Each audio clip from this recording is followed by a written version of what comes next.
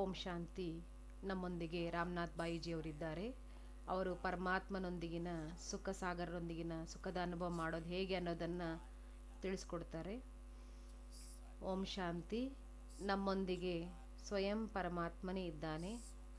ನಮ್ಮೆಲ್ಲರನ್ನು ಎಲ್ಲ ದುಃಖಗಳನ್ನು ದೂರ ಮಾಡಿ ಸುಖದ ಪ್ರಪಂಚಕ್ಕೆ ಕರೆದುಕೊಂಡು ಹೋಗ್ತಿದ್ದಾನೆ. ನಾವೆಲ್ಲ ಸಂಗಮಯುಗಿ ಆತ್ಮರು ಆಲ್ರೌಂಡ್ ಪಾತ್ರಧಾರಿಗಳಾಗಿದ್ದೇವೆ. ನಾವು ಆತ್ಮರಿಗೆ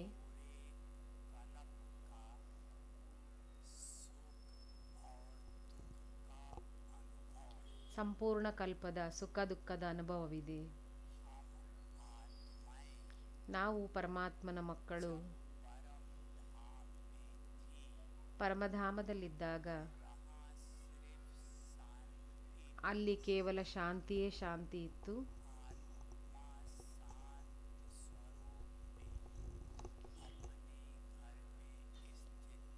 ಆತ್ಮ ತನ್ನ ಶಾಂತ ಸ್ವರೂಪದಲ್ಲಿ ತನ್ನ ಮನೆಯಲ್ಲಿ ಸ್ಥಿತವಾಗಿತ್ತು. ನಾವು ಆತ್ಮರು ಸತ್ಯುಗಕ್ಕೆ ಬಂದಾಗ ಸತ್ಯುಗದಲ್ಲಿ ಸುಖವೂ ಇತ್ತು, ಆದರೆ ಸುಖದ ಜೊತೆಗೆ 100% ಶಾಂತಿಯೂ ಕೂಡ ಇತ್ತು. ಏಕೆಂದರೆ ಅಲ್ಲಿ ಯಾವುದೇ ವಿಕಾರದ ಮಾತಿಲ್ಲ. ಸುಖದ ಜೊತೆಗೆ ಶಾಂತಿ ಕೂಡ ಇತ್ತು.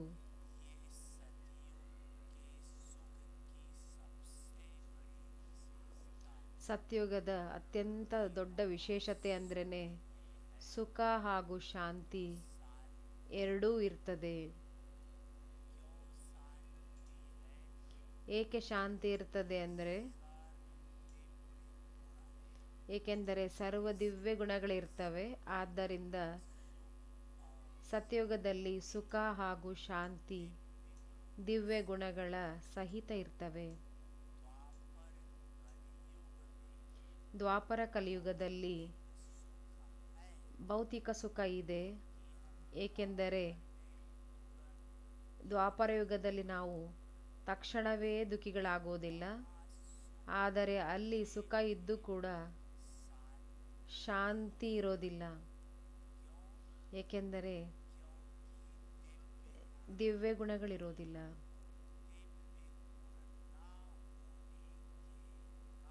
ದಿವ್ಯ ಗುಣಗಳು ಇಲ್ಲದ ಕಾರಣ ಶಾಂತಿ ಇರೋದಿಲ್ಲ, ಸುಖ ಇರ್ತದೆ.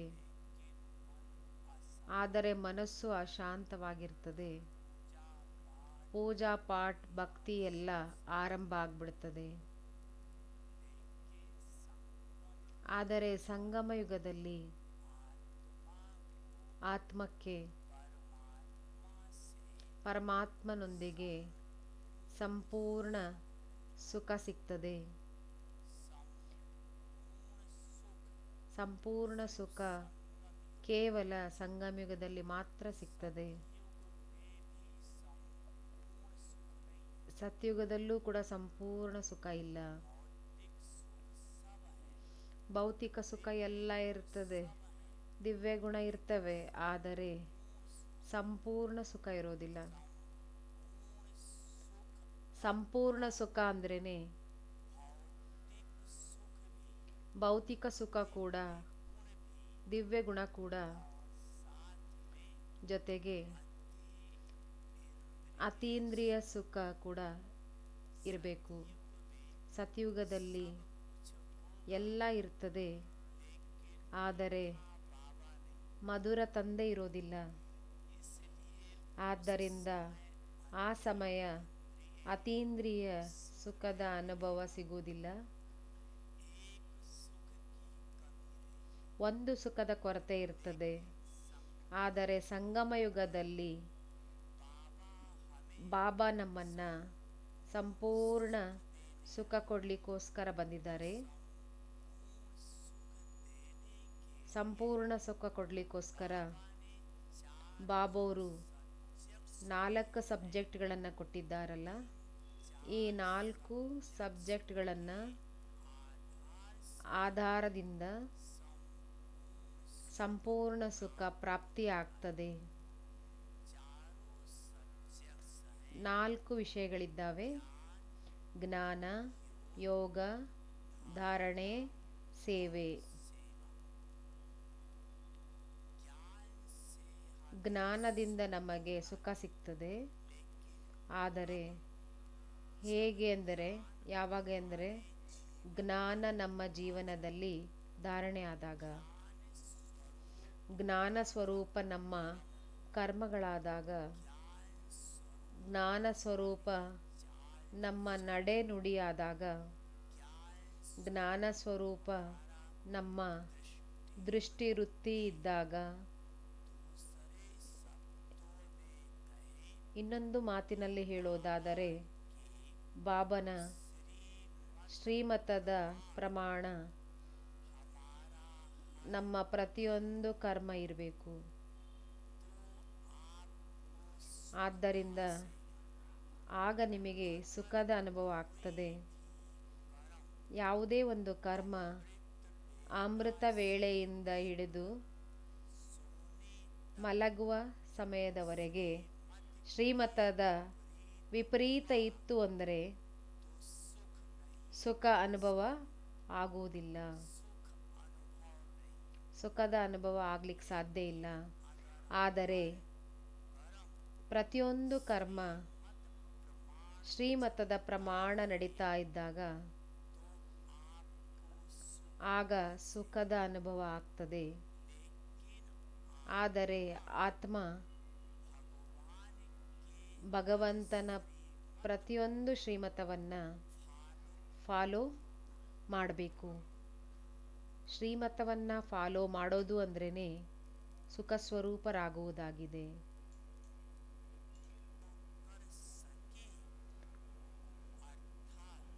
ಅಂದರೆ ಬಾಬಾ ನಮಗೇನು ಜ್ಞಾನ ಕೊಡ್ತಾ ಇದ್ದಾರೆ, ಮುರಳಿಯನ್ನು ನುಡಿಸ್ತಾ ಇದ್ದಾರೆ, ಅದು ನಮ್ಮ ಸ್ವರೂಪದಲ್ಲಿ ಬರಬೇಕು. ಅದಕ್ಕೋಸ್ಕರ ದಿವ್ಯ ಬುದ್ಧಿ ಬೇಕಾಗ್ತದೆ. ಈ ಮಹಾ ವಾಕ್ಯಗಳು ಬಾಬಾ ಅವ್ರದ್ದೇನಿದೆ ಅದನ್ನು ಕೇಳ್ತೀವಲ್ವಾ, ಬಾಬಾ ಹೇಳ್ತಾರೆ, ಸಿಂಹಿಣಿಯ ಹಾಲು ಚಿನ್ನದ ಪಾತ್ರೆಯಲ್ಲಿ ಮಾತ್ರ ಚೆನ್ನಾಗಿರ್ತದೆ. ಅಂದರೆ ಪರಮ ಪವಿತ್ರ ಪರಮಾತ್ಮನ ಜ್ಞಾನ ಏನಿದೆ ಪವಿತ್ರ ಬುದ್ಧಿಯ ಆತ್ಮರಲ್ಲಿ ಮಾತ್ರ ನೆಲೆಗೊಳ್ಳಲಿಕ್ಕೆ ಸಾಧ್ಯ ಇದೆ.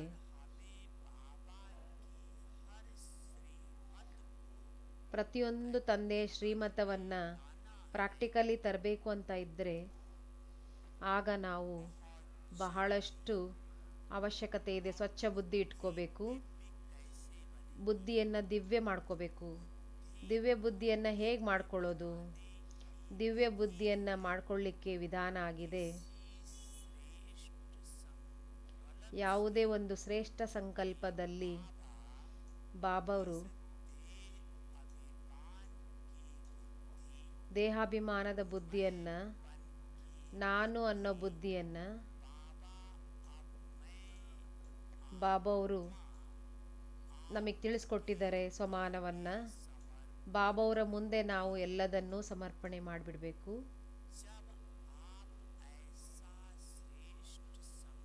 ತಾವು ಈ ರೀತಿಯ ಶ್ರೇಷ್ಠ ಸಂಕಲ್ಪವನ್ನು ಬಾಪ್ದಾದಾರವರ ಮುಂದೆ ಇಟ್ಟಾಗ ಬಾಪ್ದಾದಾರವರು ತಕ್ಷಣವೇ ರೆಸ್ಪಾನ್ಸ್ ಮಾಡ್ತಾರೆ. ಒಳ್ಳೆಯದು ಮಧುರ ಮಕ್ಕಳೇ, ತಾವು ದೇಹಾಭಿಮಾನದ ಬುದ್ಧಿಯನ್ನು, ನನ್ನತನದ ಬುದ್ಧಿಯನ್ನು ಬಾಪ್ದಾದಾರವರಿಗೆ ಕೊಟ್ಬಿಟ್ಟಿದ್ದೀರಿ. ಈ ಬುದ್ಧಿಯಿಂದ ತಮ್ಮ ಅಧಿಕಾರ ದೂರ ಆಯಿತು. ಈಗ ಈ ಬುದ್ಧಿಯಿಂದ ಶ್ರೀಮತ ಪ್ರಮಾಣ ಜಡ್ಜ್ಮೆಂಟ್ ಮಾಡ್ರಿ ಮತ್ತು ಕರ್ಮದಲ್ಲಿ ಬರಬೇಕು ಅಂತ ಬಾಬಾ ತಿಳಿಸ್ತಾರೆ. ಯಾವ ಆತ್ಮ ಶ್ರೀಮತ ಪ್ರಮಾಣ ಜಡ್ಜ್ಮೆಂಟ್ ಮಾಡ್ತದೆ ಆ ಆತ್ಮಕ್ಕೆ ಯಾವತ್ತೂ ಕೂಡ ಅವಗುಣಗಳು ಕಾಣಿಸೋದಿಲ್ಲ.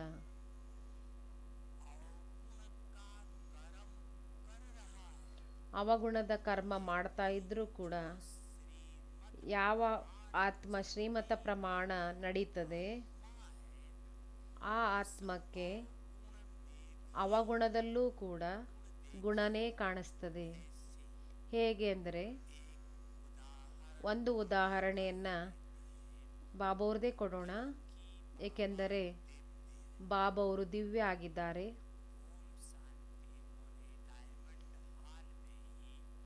ಓಂ ಶಾಂತಿ ಭವನ್ ಡೈಮಂಡ್ ಹಾಲ್ನಲ್ಲೇ ಬಾಬವರು ಮುರಳಿ ನುಡಿಸ್ತಾ ಇದ್ರು.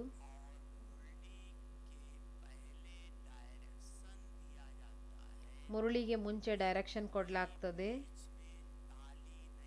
ಯಾರು ಚಪ್ಪಾಳೆಯನ್ನು ತಟ್ಟಬಾರದು. ಬಾಬಾ ಹೇಳೋ ತನಕ ಯಾರು ಚಪ್ಪಾಳೆ ತಟ್ಟಬಾರ್ದು ಅಂತ ಹೇಳಲಾಗಿರ್ತದೆ. ಬಾಬಾ ಮುರಳಿ ನುಡಿಸ್ತಾ ಇದ್ರು. ಎಂಥ ಪಾಯಿಂಟ್ಸ್ಗಳು ಬಂದವು ಅಂದರೆ ಎಲ್ಲರೂ ಜೋರಾಗಿ ಚಪ್ಪಾಳೆ ತಟ್ಟಿಬಿಟ್ರು.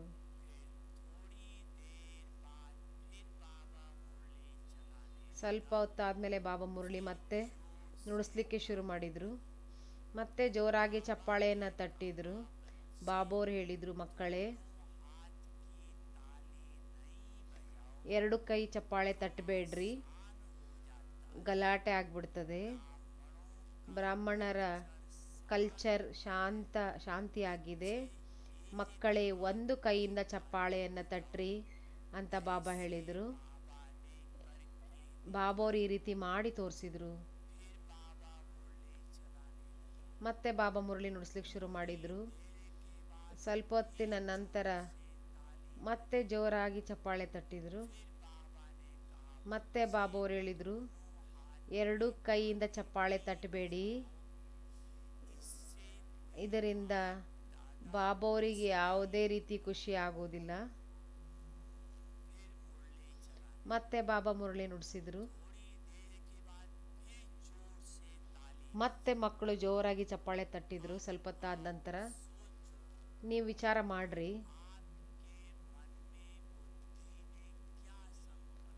ನಿಮ್ಮ ಮನಬುದ್ಧಿಯಲ್ಲಿ ಏನು ಸಂಕಲ್ಪ ಬರ್ಬೋದು.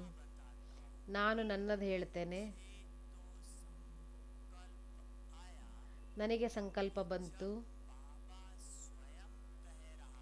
ಸ್ವತಃ ಪರಮಾತ್ಮನೇ ಹೇಳ್ತಾ ಇದ್ದಾರೆ, ಎರಡೂ ಕೈಯಿಂದ ಚಪ್ಪಾಳೆ ತಟ್ಟಬೇಡ್ರಿ ಅಂತ. ಇದರಿಂದ ಬಾಬಾ ಅಂತೂ ಖುಷಿ ಆಗೋದಿಲ್ಲ ಅಂತ. ಯಾಕೆ ಈ ರೀತಿ ಚಪ್ಪಾಳೆ ತಟ್ತಿದ್ದಾರೆ? ಈ ರೀತಿ ಎಲ್ಲರ ಮನಸ್ಸಿನಲ್ಲೂ ಸಂಕಲ್ಪಗಳು ಬರಬಹುದು. ಯಾರ ಬುದ್ಧಿ ಹೇಗಿರ್ತದೆ ಹಾಗೆ ಅವರಿಗೆ ಸಂಕಲ್ಪ ಬರಬಹುದು. ಆದರೆ ಬಾಬೋರು ಇದಕ್ಕೇನು ರೆಸ್ಪಾನ್ಸ್ ಕೊಟ್ಟರು? ಬಾಬೋರು ಹೇಳಿದರು,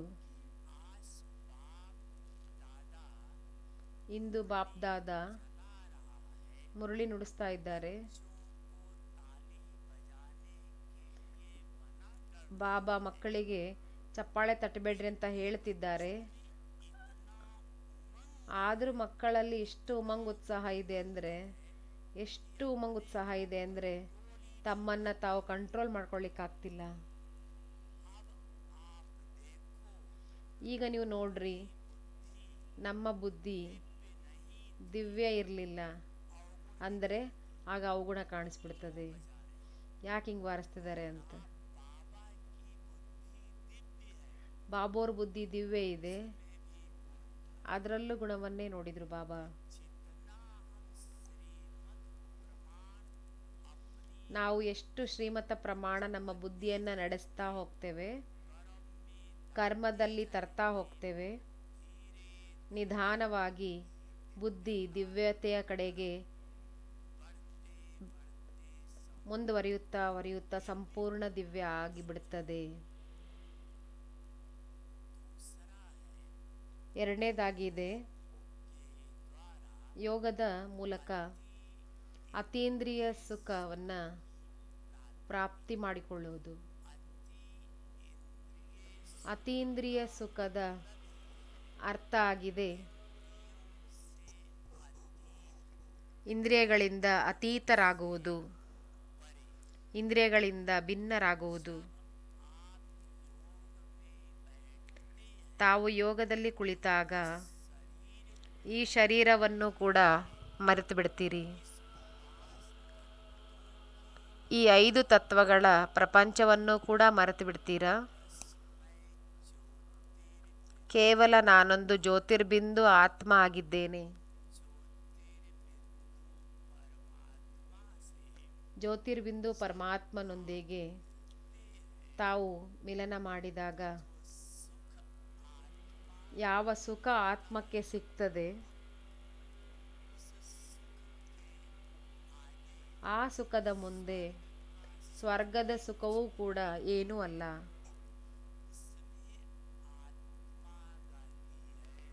ಅದರಲ್ಲಿ ಆತ್ಮ ಹಾಡುತ್ತದೆ, ಪಡ್ಕೊಳ್ಳೋದೇನಿತ್ತು ಅದನ್ನೆಲ್ಲ ನಾನು ಪಡೆದು ಬಿಟ್ಟಿದ್ದೇನೆ. ಏಕ್ದಮ್ ತೃಪ್ತ ಆತ್ಮ ಆಗ್ಬಿಡ್ತದೆ. ಇಚ್ಛಾ ಮಾತ್ರಂ ಅವಿದ್ಯೆ ಆಗ್ಬಿಡ್ತದೆ. ಭರ್ಪೂರ್ ಆಗ್ತದೆ ಆತ್ಮ, ಸಂತುಷ್ಟ ಆಗ್ಬಿಡ್ತದೆ ಆತ್ಮ. ಅತೀಂದ್ರಿಯ ಸುಖ ಅಂದರೆ ಇದಾಗಿದೆ. ಆದರೆ ಇದಕ್ಕೆ 2 ಮಾತುಗಳನ್ನು ನಾವು ಅಭ್ಯಾಸ ಮಾಡಬೇಕು. ಒಂದಾಗಿದೆ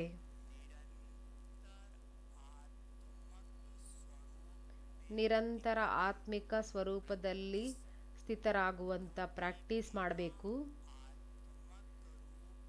ಆತ್ಮಿಕ ರೂಪದಲ್ಲಿ ಸ್ಥಿತರಾಗದ ಹೊರತು ಪರಮಾತ್ಮನೊಂದಿಗೆ ಕನೆಕ್ಷನ್, ಜೋಡಣೆ ಆಗಲಿಕ್ಕೆ ಸಾಧ್ಯವಿಲ್ಲ. ಜೋಡಣೆನೇ ಆಗೋದೇ ಇಲ್ಲ ಅಂದರೆ ಹೇಗೆ ಪ್ರಾಪ್ತಿಯಾಗ್ತದೆ? ಒಂದು ಅಶರೀರಿ ಆಗುವಂಥ ಅಭ್ಯಾಸ, ಎರಡನೆಯದು ಕೇವಲ ಪ್ರೀತಿ ಅಲ್ಲ, ಸತ್ಯ ಹೃದಯದ ಪ್ರೀತಿ ಇರಬೇಕು. ಎರಡನೇದಾಗಿ ಈ 2 ವಿಶೇಷತೆಗಳು ಇದ್ದಾಗ ತಾವು ಭಗವಂತನಿಂದ ಸದಾ ಅತೀಂದ್ರಿಯ ಸುಖದ ಅನುಭವವನ್ನು ಮಾಡಬಹುದು. ಅನುಭವ ಮಾಡ್ತಾ ಮಾಡ್ತಾ ಸ್ವಯಂ ಅನ್ನು ತೃಪ್ತ ಅನುಭವ ಮಾಡಲಿಕ್ಕೆ ಸಾಧ್ಯ ಆಗ್ತದೆ. ಮೂರನೇದಾಗಿದೆ ದಿವ್ಯ ಗುಣ.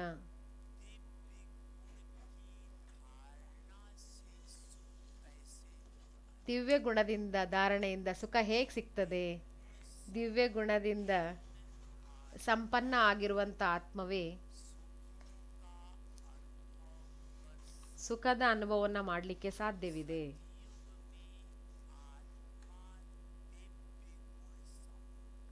ಸತ್ಯಯುಗದಲ್ಲಿ ಆತ್ಮವು ದಿವ್ಯ ಗುಣ ಸಂಪನ್ನ ಆಗಿರೋ ಕಾರಣ ಸುಖದ ಅನುಭವವನ್ನು ಸ್ವತಃ ಮಾಡ್ತದೆ ಸ್ವಾಭಾವಿಕವಾಗಿ.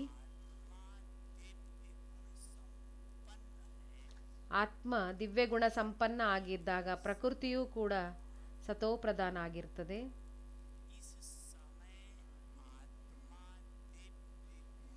ಈ ಸಮಯ ಆತ್ಮ ದಿವ್ಯ ಗುಣ ಸಂಪನ್ನ ಆಗಿಲ್ಲ, ಆದ್ದರಿಂದ ಪ್ರಕೃತಿಯೂ ಕೂಡ ತಮೋಪ್ರಧಾನ ಆಗಿದೆ. ತಮೋಪ್ರಧಾನ ಪ್ರಕೃತಿಯು ದುಃಖ ಕೊಡುತ್ತದೆ.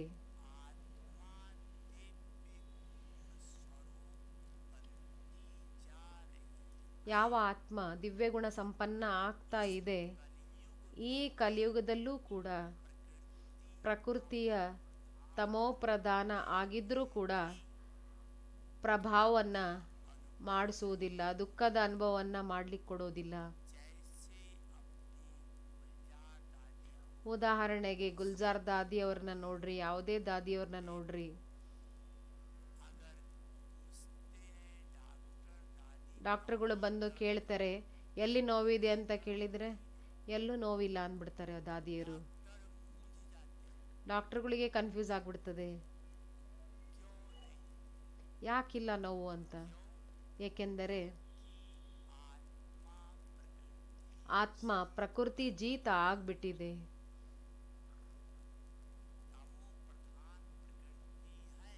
ತಮೋಪ್ರಧಾನ ಪ್ರಕೃತಿ ಇದೆ, ಪ್ರಕೃತಿ ಜೀತ ಆಗಿರುವ ಕಾರಣ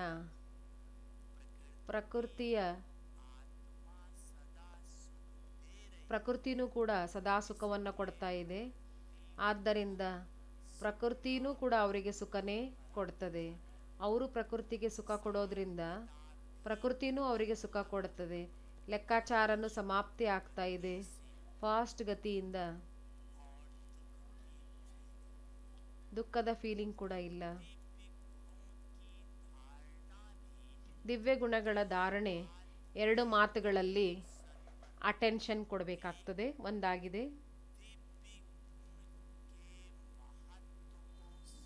ದಿವ್ಯ ಗುಣಗಳ ಮಹತ್ವವನ್ನು ಅರಿತುಕೊಳ್ಳುವುದು. ಎಲ್ಲಿಯ ತನಕ ಮಹತ್ವವನ್ನು ಅರಿತುಕೊಳ್ಳೋದಿಲ್ಲ ಅಲ್ಲಿವರೆಗೂ ಧಾರಣೆ ಮಾಡಿಕೊಳ್ಳುವ ಉಮಂಗ್ ಉತ್ಸಾಹ ಬರಲಿಕ್ಕೆ ಸಾಧ್ಯ ಇಲ್ಲ. ಉದಾಹರಣೆಗೆ ನೋಡಿ, ಈ ಕಲಿಯುಗಿ ಪ್ರಪಂಚದಲ್ಲಿ ಯಾರೇ ಸಂತ ಮಹಾತ್ಮ ಅಥವಾ ಯಾರೇ ಇರಬಹುದು, ದಿವ್ಯ ಗುಣ ಇಲ್ಲ, ಒಂದು ಗುಣ ಧಾರಣೆ ಮಾಡ್ಕೊಳ್ತಾರೆ. ಉದಾಹರಣೆಗೆ ಯಾವುದಾದ್ರೂ ಒಂದು ಧಾನ್ಯವನ್ನು ತಿನ್ನೋದು ಬಿಟ್ಬಿಡ್ತಾರೆ, ಹಣ್ಣು ತಿಂತಾರೆ. ಫಲಾಹಾರಿ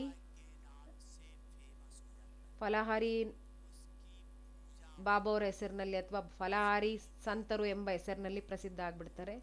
ಅವರಿಗೆ ಮಹಿಮೆ ಆಗ್ತದೆ. ಮುಖದಿಂದ ಮಾತಾಡೋದಿಲ್ಲ ಅಂದ್ಕೊಳ್ರಿ, ಅವರು ಮೌನಿ ಬಾಬಾ, ಮೌನಿ ಸಂತರು ಅಂತ ಪ್ರಸಿದ್ಧ ಆಗ್ಬಿಡ್ತಾರೆ. ಯಾವುದೇ ಒಂದು ಗುಣ ಧಾರಣೆ ಮಾಡಿಕೊಂಡ್ರೂ ಕೂಡ ಇಷ್ಟು ಮಹಿಮೆ ಆಗ್ಬಿಡ್ತದೆ ಅವರಿಗೆ.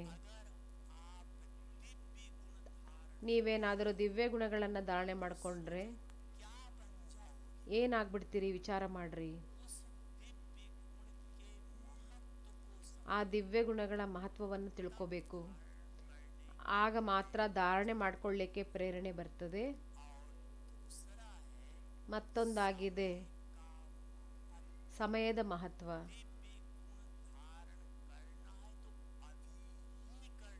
ದಿವ್ಯ ಗುಣ ಧಾರಣೆ ಮಾಡ್ಕೊಳ್ಳೋದಿದ್ರೆ ಈಗಲೇ ಮಾಡ್ಕೋಬೇಕು. ಇಂದು ಮಾಡ್ಕೊಳ್ಳಿಲ್ಲ ಅಂದರೆ ಇನ್ನೆಂದು ಮಾಡ್ಕೊಳ್ಳಿಕ್ಕೆ ಸಾಧ್ಯ ಇಲ್ಲ. ಇದೇ ಸಮಯ ಆಗಿದೆ, ಸಂಗಮ ಯುಗದ ಸಮಯ.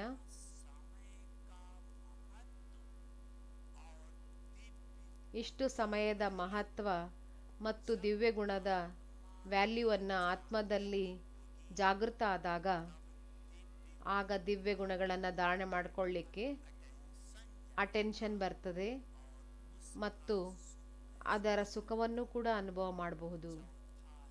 4ನೇದಾಗಿದೆ ಸೇವೆ. ತಾವೆಲ್ಲ ಬಾಬೋರ್ ಮಕ್ಕಳು ಅನುಭವಿಗಳಿದ್ದೀರಿ. ಯಾವಾಗ ಸೇವೆ ಮಾಡ್ತಿರ್ತೀರಿ ಒಳಗೊಳಗೆ ಖುಷಿ ತನ್ನಷ್ಟಕ್ಕೆ ತಾನೇ ಒಮ್ಮುತ್ತಿರ್ತದೆ. ಹೇಗೆ ಅಂದರೆ ಒಳಗಡೆಯಿಂದ ಅಲೆಗಳು ಏಳ್ತಾ ಇದ್ದಾವೆ ಅನಿಸ್ತದೆ, ಖುಷಿ ಅಲೆಗಳು. ಏಕೆಂದರೆ ಅನ್ಯರಿಗೆ ಕೊಡ್ತಾ ಇದ್ದೇವೆ. ಏನು ಕೊಡ್ತಾ ಇದ್ದೇವೆ? ಪರಮ ಪವಿತ್ರ ಪರಮಾತ್ಮನ ಕೊಟ್ಟಿದ್ದನ್ನು ಜ್ಞಾನ ಕೊಡ್ತಾ ಇದ್ದೇವೆ. ಪರಮಾತ್ಮ ಕೊಟ್ಟಿರುವಂತಹ, ಪರಮಾತ್ಮನಿಂದ ರಚನೆ ಆಗಿರುವಂತಹ ಯಜ್ಞದ ಸೇವೆ ಮಾಡ್ತಾ ಇದ್ದೇವೆ. ಆದರೆ ಇದಕ್ಕೂ ಕೂಡ 2 ಮಾತುಗಳು ಬೇಕು.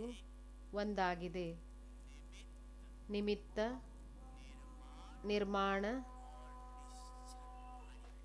ನಿಶ್ಚಲವಾಣಿ. ನಿಮಿತ್ತ, ನಿರ್ಮಾಣ ಮತ್ತು ನಿಶ್ಚಲವಾಣಿ. ಯಾವಾಗ ಈ 3 ಮಾತುಗಳಿರ್ತವೆ ಆಗ ನನ್ನ ಜ್ಞಾನ ಅಲ್ಲ, ಪರಮಾತ್ಮನು ಕೊಟ್ಟಿರುವಂತಹ ಜ್ಞಾನ ಆಗಿದೆ. ಭಗವಂತನ ಮಕ್ಕಳಿಗೆ ನಾನು ಕೊಡ್ತಾ ಇದ್ದೇನೆ. ಇದು ನಿಮಿತ್ತ ಆಗಿದ್ದೇನೆ. ನಿರ್ಮಾಣ ಎಷ್ಟಿರಬೇಕು ಅಂದರೆ, ನಾನು ಇವರೆಲ್ಲರ ಸೇವಕ ಆಗಿದ್ದೇನೆ. ಬಾಬಾ ವಿಶ್ವ ಸೇವಕನಾದರೆ ನಾವು ಮಕ್ಕಳು ಕೂಡ ಸೇವಾದಾರಿಗಳಾಗಿದ್ದೇವೆ. ನಿಶ್ಚಲವಾಣಿ, ಯಾರಲ್ಲೂ ಕೂಡ ಯಾವುದೇ ಅವಗುಣಗಳು ಇಲ್ಲ. ಎಲ್ಲರೂ ಭಗವಂತನ ಮಕ್ಕಳು. ಎಲ್ಲರೂ ಪವಿತ್ರ ಶ್ರೇಷ್ಠ ಆತ್ಮರಾಗಿದ್ದಾರೆ. ಈ ಸಂಕಲ್ಪದಿಂದ ಈ ದೃಷ್ಟಿಯಿಂದ ನೋಡ್ತಾ ನಾವು ಸೇವೆಯನ್ನು ಮಾಡಿದಾಗ ಆಗ ನಮಗೆ ಅತ್ಯಂತ ಖುಷಿ ಪ್ರಾಪ್ತಿ ಆಗ್ತದೆ. ಈ ಸಂಗಮ ಯುಗದಲ್ಲಿ ಸಂಪೂರ್ಣ ಸುಖದ ಪ್ರಾಪ್ತಿ